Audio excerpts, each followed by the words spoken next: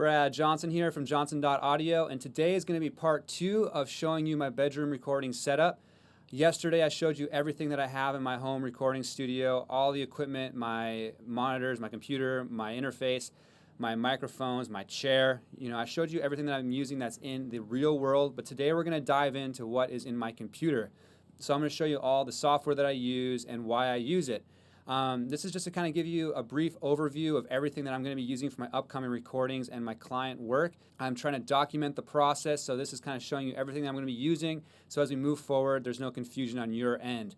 I'm excited to show you this. I'm just going to jump right into it. Alright, so right away you see that I have Pro Tools 12 open here. This is my DAW of choice at the moment. I also do have Logic Pro 10. I have created those videos, the Pro Tools versus Logic series that kind of shows them side by side, and really there's not much difference between the two DAWs. I used Logic Pro for a very long time. I have moved over to Pro Tools just because there are certain functionalities I like better. I do like Beat Detective for editing drums. I like the way that the window is set up and you can kind of see all the comparisons, but there's really nothing wrong with either DAW.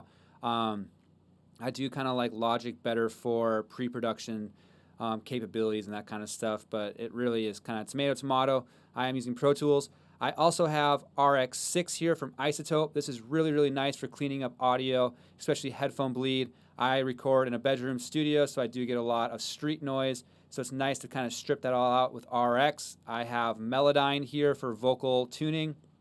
I do have a full tutorial on how I do that. I love Melodyne because it does very transparent vocal tuning, so for things that are like more folk oriented, you're not going to get that auto-tune T-Pain sound.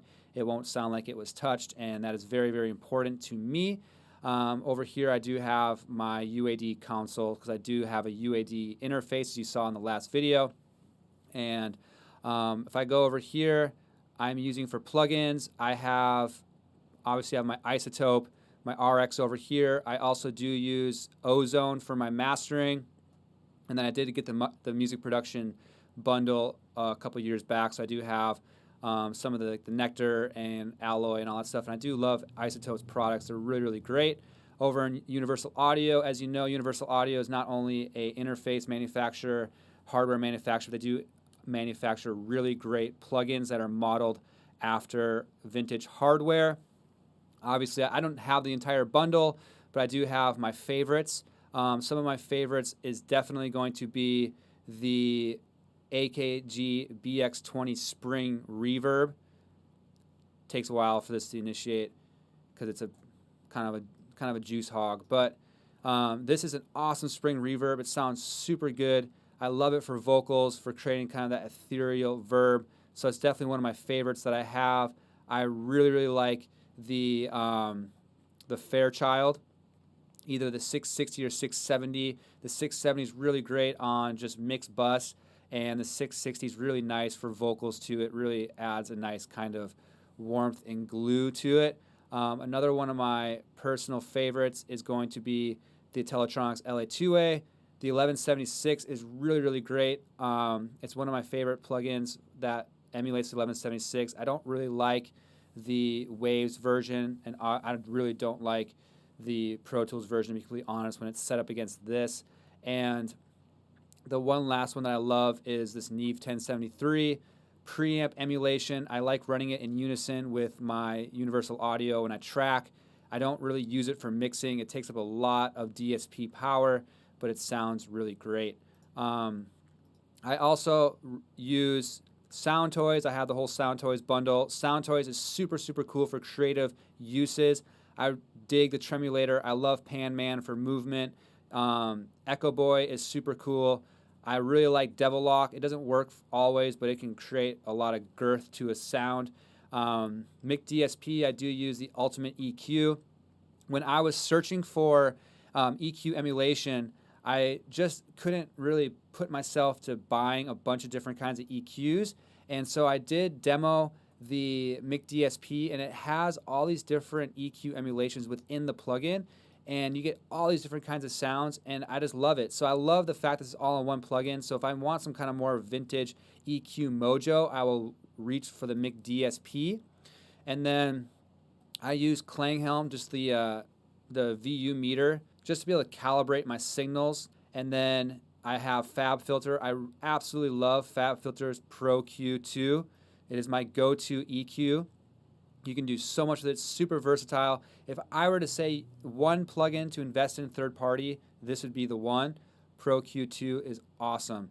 And then I also have the Pro DS, which is a de-esser. I just wanted to have a high quality de-esser for vocals and other sibilant material. And I have Saturn, which is a saturator. Eventide, I do have the Ultra Channel I got for free a long time ago when they released it. And then I obviously have my Melodyne Ceremony plugin.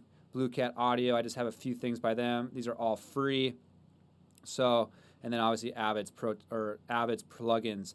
So I'm not a big proponent for going third party, but if you've been at this for a while, third party plugins definitely have their place within a bedroom recording setup. I mean, I absolutely love Universal Audio just for the sake, it's like having outboard gear within your computer. And you can track through this stuff, so it's almost like you have a hardware setup, and it just sounds super good. It's really close to, its analog counterparts. So I definitely love UAD, but it can be a big money trap. It's really easy once you get into the UAD universe to want to buy all their plugins, and they're expensive, and they don't go on sale very often. And even when they do go on sale, they're still expensive. So you really have to kind of like take yourself off their email list. Do not go to their website, and just find the ones that you're going to use every time, and then kind of just put your blinders on. So that is what I'm using for my plugins, my DAWs, my audio cleanup, my audio tuning, and really that's pretty much it. With all this, I can do everything. I can record, I can mix, I can edit, I can master, and I kind of have a little bit of everything for that sake. So that's the peek under the hood on my software.